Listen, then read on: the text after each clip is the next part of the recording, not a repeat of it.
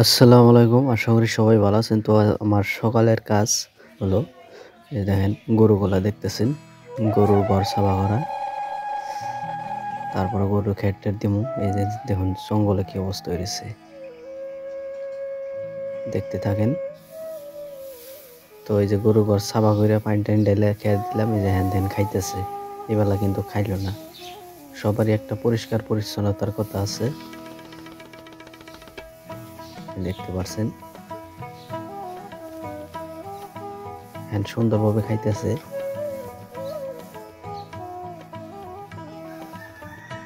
যে এটা হলো বাড়ির রাস্তার দিকে, আর ওই পাশে যে গরুর মলমূত্র ফেলাই দেওয়া হয়। এই জমিটা দেখতে আর এই যে জমিটা দেখতেছেন, এখানে আলি ফালামু সাফা করা হয়েছে।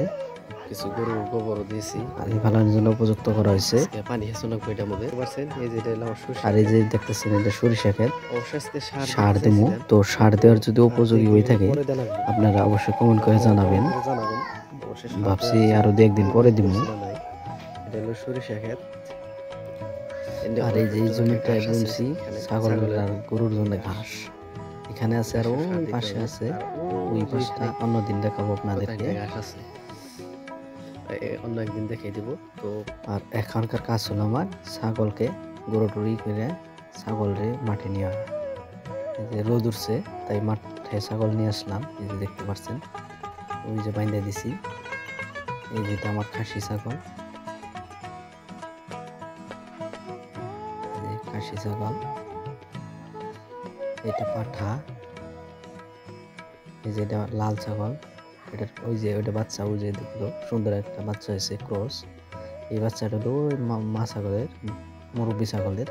দেখেন মায়ের বলে কি তারা গেতাছে। এই যে মার বলে চলে আসলো। এটা হলো আমার মূল মুরব্বী ছাগল। এই যেখানে আছে তিনটা, এই দুটা বাচ্চা। ঠান্ডা লাগছে, চুপ করে খারাপ হয়েছে রইতে। আর এই যেটা হলো আমার ক্রস পাঠা বাচ্চা, পাঠির বাচ্চা। এটা প্রেগনেন্ট হয়েছে। আর এটা হলো আমাদের গ্রাম। তো আমার ভিডিও দেখে যদি ভালো লাগে অবশ্যই চ্যানেলটাকে সাবস্ক্রাইব করে রাখবেন। ফেসবুকে দেখলে ফলো করে দিবেন।